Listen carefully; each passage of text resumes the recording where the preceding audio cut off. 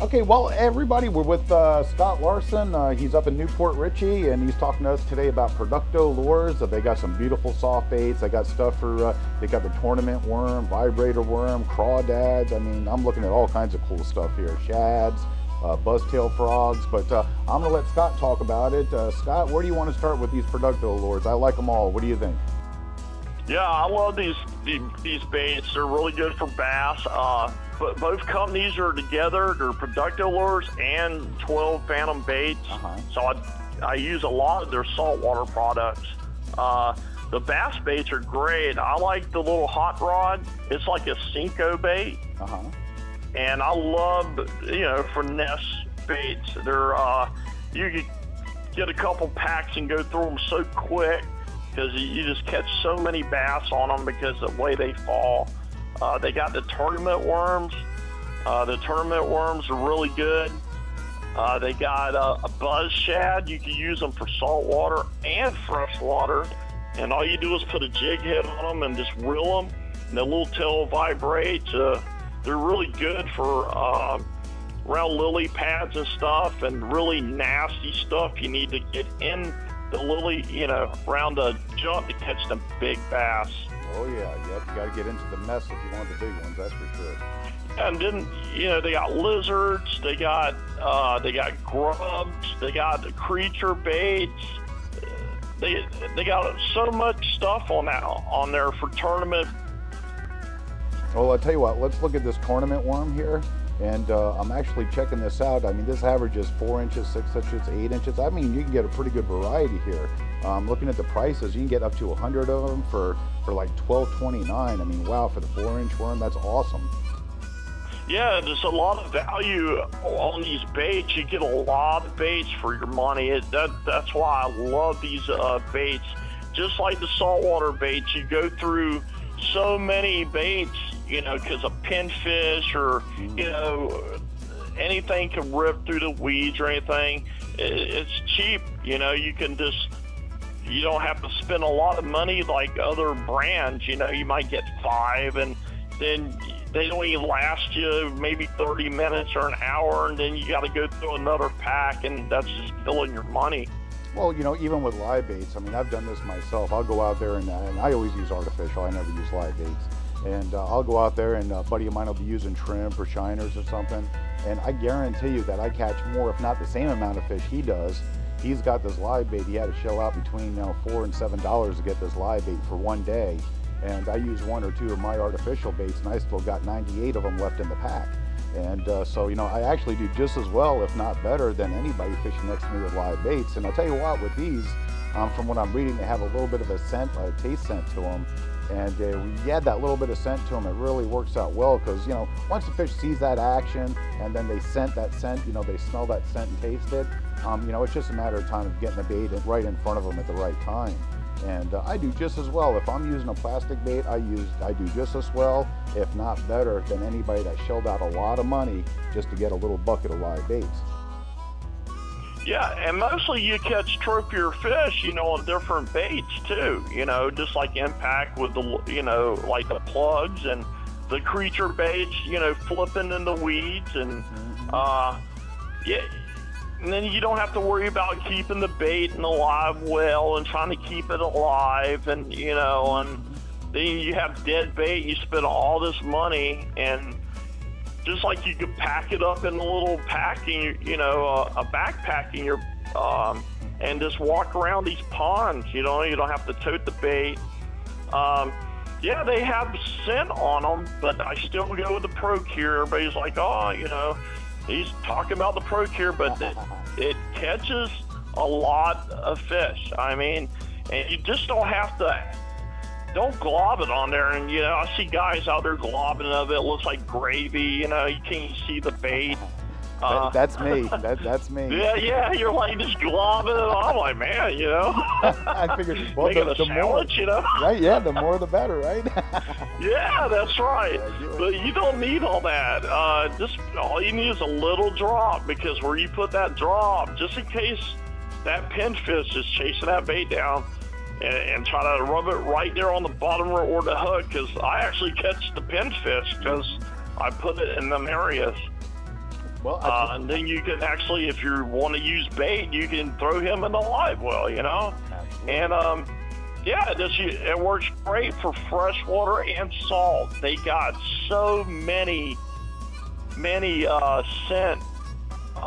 They got bass, like 4 or 5 different bass. They got garlic night crawl. They got gamefish bass gel. It's got shad. All this stuff has got real bait in them. They actually grind it up and put it in the formula where it don't stink. You don't have to worry about it, smelling like, menhaden oil. You get messy and everything.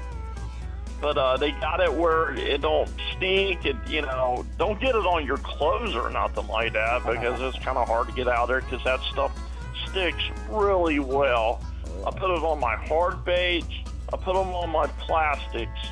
And you gotta have that scent. If you don't have the scent, you're pulling a Michelin tire through the water. I mean, well, who wants to hit that, Exactly, and I'll tell you what, this is the truth. Now, I like to use top water a lot, and a lot of those top water baits are super light. I mean, they're hollow, they're plastics, or if they're not a wood bait, they're going to be a plastic hollow bait, especially the one that I got. The spooks are generally, you can get them at discount stores. And they're so light that if something hits it, I'll get a snook that'll hit it, and it'll knock it right out of the water, and that's it. I got to get back out there and try to, convince them to hit it again.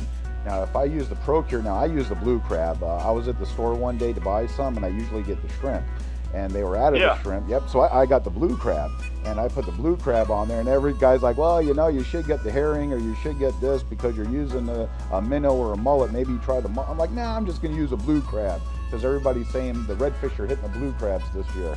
So I got the blue crab, and I put it on my Zara spook and cast it out there, and within about an hour of playing around on the flats out here, I got a nice little red on it, and he got it on the second hit, because when he hit it the first time, he just knocked it up about 2 or 3 foot in front of himself, and he came back and hit it again. And in the past, before I used the Procure, I get that one hit and I was done. I had to get out there and really try to trick him into hitting that bait again.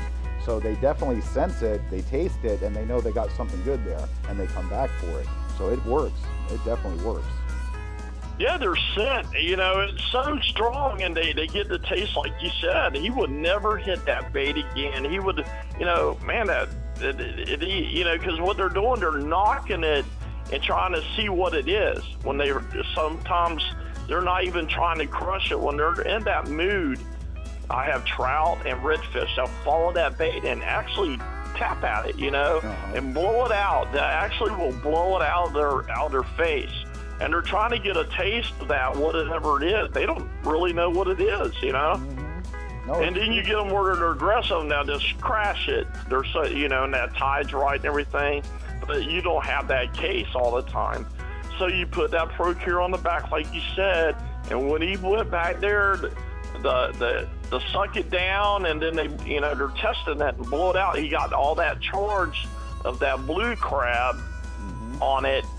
And that's all it takes, and people can't believe, how do they smell? I can't tell you how they smell underwater, but you take a piece of shrimp and you'll sit there and you'll throw, just a little piece of shrimp, and you'll see all the pinfish just run to it. I don't know how they smell it, but when people out there, you throw the little piece of shrimp out there and just watch what the pinfish do.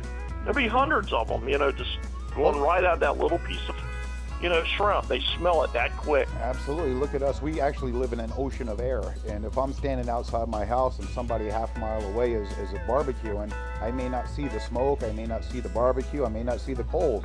But boy, do I get hungry when I smell that barbecue coal burning. And so, yeah, I'll be knocking on your door. Hi, I'm your friend. Exactly. So my guess is the fish are the same way. They may not see where the bait is or know what it is yet, but they know there's something good around and they're heading for it. So definitely. Yeah, I love that crab scent, and I definitely love the mullet. The shrimp is really good when it's really cold. When the pinfish ain't aggravating you. Yep. I do a lot of sight fishing in the winter up here with that stuff. So I do use it, but the crab is really good too. I kind of try to not tell everybody because it's a different scent every once in a while. A lot of people's using the shrimp and the mullet. It still works, but you keep on changing stuff up on them fish, and it really works, you know? Oh yeah, well I'll tell you what, I'll go ahead and give it away because I bought the crab scent just after Christmas last year, and I got 2 bottles of it because I didn't want to run out, and it's done great. As a matter of fact, I've done good. What I did was we have an artificial reef out here, and I set up kind of a floating bobber and a jig that sits maybe about a foot above the reef, and I put a nice little jig down there with a nice tail on it, a bucktail, and just soaked it in some Procure blue crab. Oh, pardon me, I need more coffee. And I'll tell you what, I pulled one drum after another up out of there because they'd smell that Procure, they'd smell that blue crab, and my guess is they didn't really care if it was a jig or just a hook with some juice on it. They liked it and they went for it. So got some really nice drum out there this year just on the Procure and a jig. So it does work well. Yeah, just on a jig like that, you know, the guys that throw a fly rod, you know, you put that drop on that head of that fly so it won't get, you know, you don't want to put it on the back of the fly where it's all bushy. Sure. So, you know, you don't get, it is sticky and it'll stay on there. So stick it on the head, and then when you throw it on there, it works just as good. But the fly people would get on there and throwing the fly rods, sometimes them fish won't want to hit it and take it. And when you're throwing a fly rod, it don't want to hit that. You're not going to catch that fish. Right, exactly. But you put a drop of that Procure and you'll see the difference. They'll switch around and that kill that fly. And then the offshore guys, they got a lot of offshore brines to keep your bait looking fresh when you put it back in the freezer. They got dyes. You look online, it's very inexpensive. And my favorite is probably the chartreuse, the blue, and the pink. Now, the pink could be really good for winter time, but the chartreuse is pretty much good for all the time. It's a dye, and it's got and it stains in your bait. And for ballyhoo, mackerel, mullet, and then, you know, you stick your skirt on there and you troll it. It gives you that extra flash down there. It'd be good for sword fishing. I never sword fish. I love to go sword fishing, but I would take that squid when they're doing that bridle, and, you know, they wrap it up and put it on the skirt. I would color it, you know, chartreuse or a real heavy pink, because that light, you're going to have that glow light, you know, so high up there, and it's so dark down there, they can't see anything anyway. So they got that light, and they give it extra little color maybe to help that fish along there. That's really cool. As a matter of fact, I'm looking at this right now. If you go to Procure, it's pro-cure.com, and check it out. These are under scented, bait-scented products, and it's called Brine and Bright Complete. And it's actually a liquid in a bottle. It comes in a bottle, and you could either use it right out of the bottle. It's probably pretty strong, or you could dilute it a little bit with a couple of cups of water. And I guess you just soak your bait in there, dip your bait in there, and it gives it a nice, like a very, almost a phosphorescent shine to it. And really incredible. I can imagine, you know, you're right. You get down there, you get below about 15 foot of water if you've ever gone diving. It gets pretty dark, and you stop really seeing a lot of these bright colors the further down you go. So if you have something that's phosphorescent, something that's going to really kind of get the fish's attention while it's shooting through the water down there, you know, that's definitely an advantage. Pretty cool stuff. Yeah, especially on offshore, you know, you like to have a little bit of color. You know, it depends on just up on the top level, just depend on the clarity of the water. You know, maybe it rained a lot, you know, and it's got a little bit of salinity in the water. You know, that chartreuse might help, that blue might help.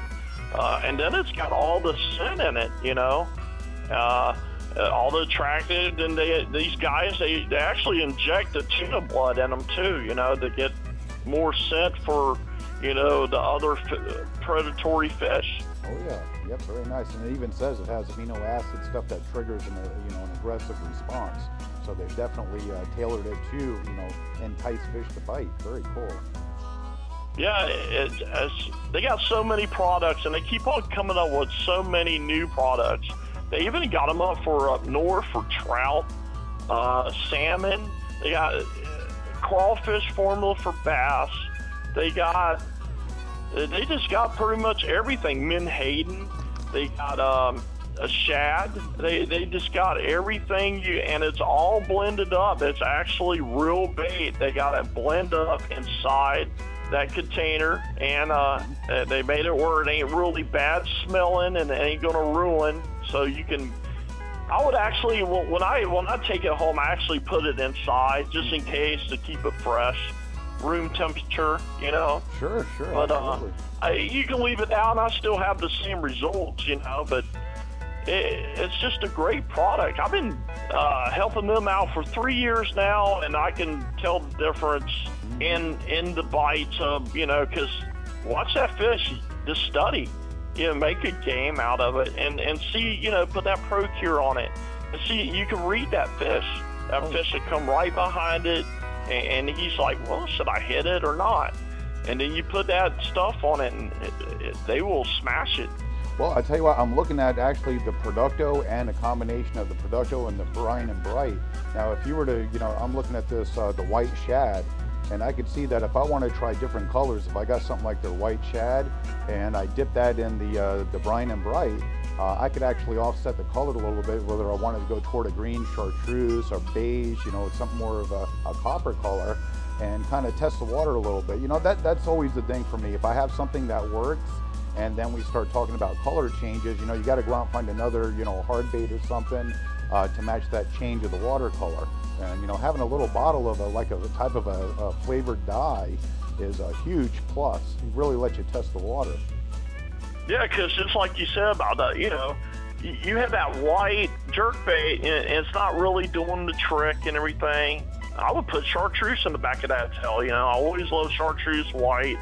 As you like red and white, it's good saltwater colors. And, you know, you don't have time to, well, you got to buy another pack of this, so you got that dye. You just dye it real quick, and then, you know, it dries really quick. And then you put it in the sun and everything, it don't bleed either. So you throw it out there, and, you know, you got a different bait, like you said. I love it. You know, they have that magenta red. That's awesome too. So, you know, you could try, and even if it's, you know, if you see you get some action, at least you know what direction you need to go with your baits. So that's really cool. So it's a good combination. Producto lures with all their plastic baits along with Procure really makes a great combination. Yeah, Procure and the 12 baits, they're so good. And this all the Procure for trophy fish, you know, anything that's going to catch a big fish, I want y'all to have, you know, to use it. I want to see everybody catch fish, send pictures in on my page and Frank's page, and we want to see all these big fish, and we're trying to help y'all catch some big fish with these products. Oh, absolutely. And if you get a chance, if you're in Facebook, look up Scott Larsen. It's spelled, his last name is Larsen, and it's Scott, the first name, Scott. And definitely like his page, because he posts stuff almost every day, a couple of times a day. Really nice fish they're catching with a lot of these products like Producto and Procure, Impact Lures. He does a lot of work for a lot of these companies, so he always has some great information, great up-to-date photos. And I want to say too, just a quick sidebar on the plastic baits. You know, I've used them for a couple of years, and one thing that you always just got to watch, you only got to watch with plastic baits is keep that bag zipped up and sealed.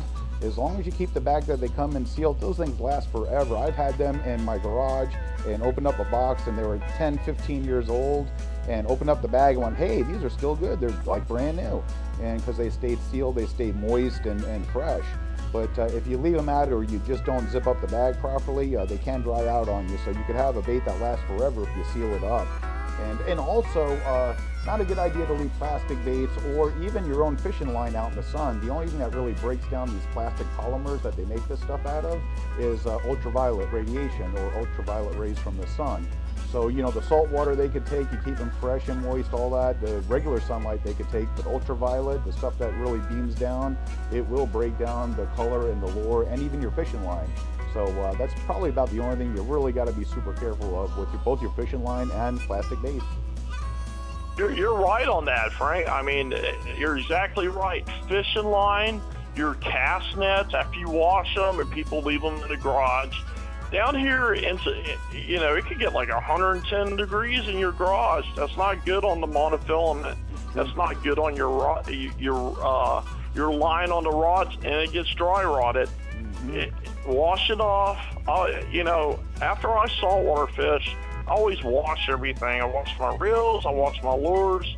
You want to try to keep everything clean so you won't lose that trophy fish. Try to keep everything room temperature, like you said. I always bring my rods in. My wife goes, "Why do you keep on bringing your truck in here?" Well, you know, it breaks it down, you know, because it gets real soft and it just ruins it. Absolutely. And I tell you what, you know, the cork, you know, you have a cork handles on your fishing poles, even the fibrous ones that are made out of other polys. I mean, they just break down. Salt breaks them down. It dries them out. It dries out fiberglass. It dries out graphite. So even the high quality graphite, over time, if you leave salt on it for a long period of time, or you leave it out in the sun, it's going to start getting flaky, dried out, and break down on you and get brittle. So you definitely got to take care of this stuff to last you forever. Yeah, and you know, just when you get done with salt water, even fresh water, just hurry up and wash it down real quick, you know, and you won't have no trouble and lose that trophy. And then you're like, man, I wish I would have took care of my equipment a little bit better. Now I got to go out and buy more stuff. Right? See, everybody, your dad was right. When he told you, put those pliers away, put that fishing pole away, clean that boat out, he had a good point. Now we know. Since we're paying for it now we know. Yeah, because every time, you know, the kids are like, "Oh, we fished all day and we caught so many fish," or "You're just tired," and now we got to go home and clean everything. And I'm bad about that. When I get home, or if you even wash the boat, if you really don't feel like, you know, washing it, take it to the pressure washer and just spray it down real good until you can get to it, you know? Yeah, give it a nice and then wash it down, you know? That's it. It's like everything. The worst part of any trip is the last 5 minutes when you got to unpack and clean it all up. Yeah, it is. You know, you're like tired, and I'm like, oh, and everybody's whining, you know, and no sleep, because every time I take them fishing, you know, they won't sleep, and I'm like, man, I'm going to be hearing about this when I get back. They're going to go, I'm tired, you know, and it's a mess, you know. Yep, never mind cleaning fish or crabs or anything. Then you're really on your own. Yeah, that's right. Yeah, I'm sitting there doing everything, cleaning the fish or whatever, you know, but it's all fun. I enjoy it. It's a lot of fun. Hey, Scotty, I sure do appreciate you giving us your time. I know you got the tournament this weekend, and definitely all the luck in the world to you and your son. I have a feeling you're going to come home with a new boat. So, I hope so, and I just can't wait, because it's been a long time since me and Steven fished the tournament. It's been 4 or 5 years, and you know, I can't wait to get back on the water with him. And he's a really good angler on there, and he catches the fish. Oh yeah, that's awesome. It should be great. It's beautiful weather over there, and sounds like you're geared up and ready to go. So yeah, all the luck in the world to you two, and definitely get us some photos. If you can get some video, and we'll go over the whole thing and check out your winning boat when you get back. I definitely will. I'll get some videos of the tour and, you know, and show everybody what it's all about. And hopefully I'll see you there at the tour. Anybody can enter. Remember that. Check them out. IFA Redfish Tour. And post all your trophy fish and release. Don't put everything in grease. Good advice. But just you know, show us some pictures and that trophy. What Frank said, it's a bragging board. Tell me what you caught it on, you know, brag. And if you have any problems with any of the products, let me know. My phone number's on my actually Facebook, and we'll try to help you out. Good luck and catch some big fish. I want to see them fish. Sounds great, Scotty. We sure appreciate it. And again, good luck to you guys, and have a wonderful weekend and a safe trip out there. Thanks for having me on the show again, and I enjoyed it. Thank you. Oh, you bet. Bye-bye now.